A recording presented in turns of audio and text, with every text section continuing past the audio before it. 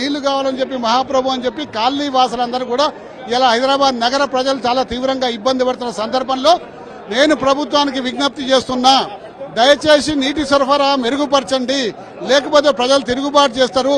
మిమ్మల్ని గెలిపించింది ఇందుకోసం కాదు, మా బ్రతుకులు బాగుపడతాయని చెప్పి ప్రజలు గెలిపించారు.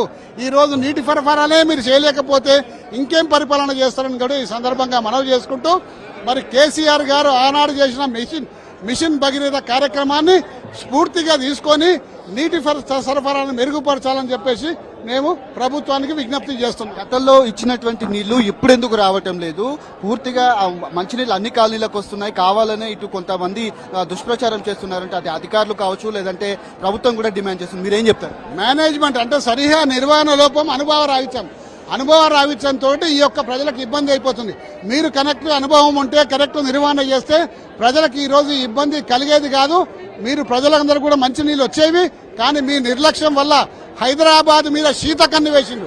ఎందుకంటే మీ ప్రజాప్రతినిధులు ఎవరు లేరు కాబట్టి మాకు హైదరాబాద్ లో ఓట్లు పడాయని చెప్పేసి శీతకన్ను వేసి ఇలా ప్రజల్ని పట్టించుకోకపోవడం వల్ల ఈ దుస్థితి దాపరించింది. కాబట్టి ఇప్పటికైనా మేలుకొని హైదరాబాద్ ప్రజల్ని రక్షించమని ప్రభుత్వాన్ని కోరుతున్నా.